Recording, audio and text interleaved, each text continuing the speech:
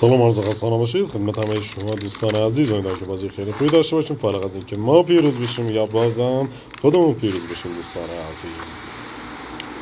بنده مویپرس هستم به کانال کینگ گنگ. خیلی خوش اومدید. در خدمت شما دوستان عزیز هستیم با یک بازی پابجی دیگر. دوستان 3 2 1 آماده پارشین همگی. بله دوستان، ما سالمون نیازمون رو پیدا کردیم. الانم که باید پرواز کنیم.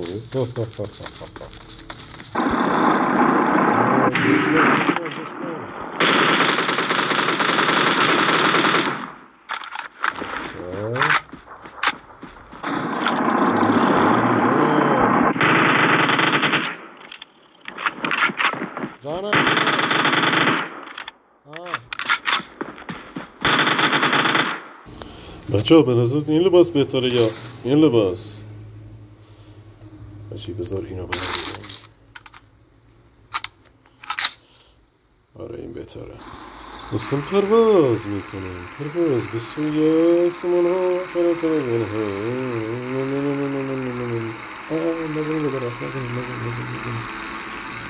ما اینو پیش رو فرامون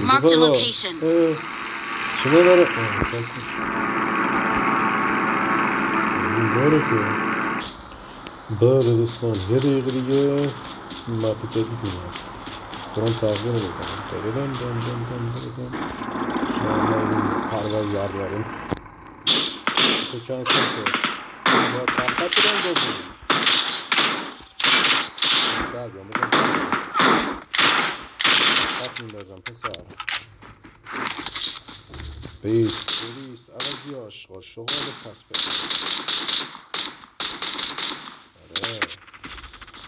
چاری علکی زبان میفرستم گل عوضی رگبار این کاری هم و درخونه و درد که جونه.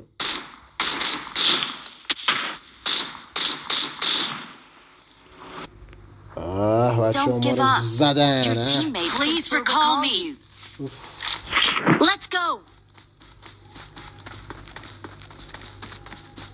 دش بزنم نجی شماره 4 من ریکار به داج تجهیزاتم خیلی مهمه دایی. ما سریع تجهیزات رو بردارم اونجا. اینجا این شماره دیگر که هنگ کرده.